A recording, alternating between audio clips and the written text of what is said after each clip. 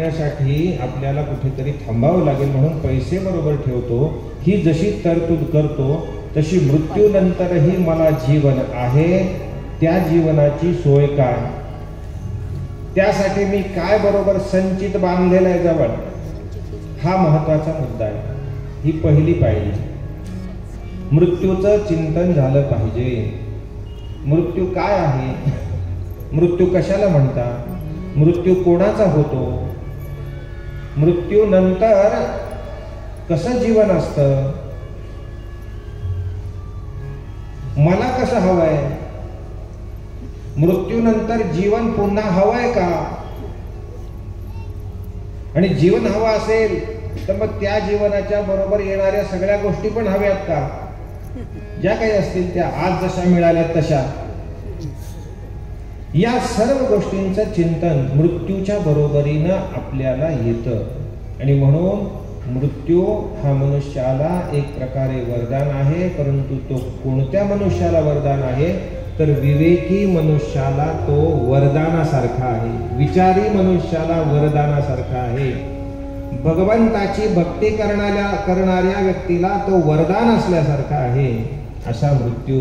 आणि परीक्षित राजाला तो समजलाय की आता आपल्याकडे खूप कमी दिवस शिल्लक आहेत, 7 दिवस शिल्लक आहेत, म्हणून आता संसारामध्ये न रमता तो संसारापासून वेगळा झाला. पूर्वीपासूनच भगवंताचा भक्त होता.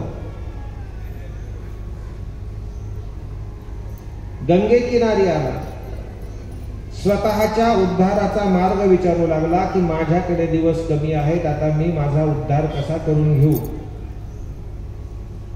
कारण राज्य बरोबर येणार नाही, पुत्र बरोबर येणार नाही, पत्नी बरोबर येणार नाही, संपत्ती बरोबर येणार नाही, सैनिक बरोबर येणार नाही. या मृत्यू लोकामध्ये, या संसारामध्ये मिळवलेली कीर्ती मृत्यूच्या बरोबरीनंच माझ्यासाठी संपून जाईल. लोक मागे ती कीर्ती स्मरतात की नाही हे सुद्धा मला भान राहणार नाही. मग हे सगळं जर माझ्यासाठी संपणार असेल तर मी यात किती दिवस गुंतायचं. आणि म्हणून आपल्या संस्कृतीनं प्रत्येक मनुष्याला जीवनाचं टार्गेट दिलेलं आहे. ब्रह्मचर्याश्रम, गृहस्थाश्रम, वानप्रस्थाश्रम आणि संन्यासाश्रम. आपल्या पैकी प्रत्येकाचं जीवन आमच्या संस्कृतीनं या 4 टप्प्यामध्ये विभागलेलं आहे. 4 टप्प्यामध्ये विभागलेलं आहे.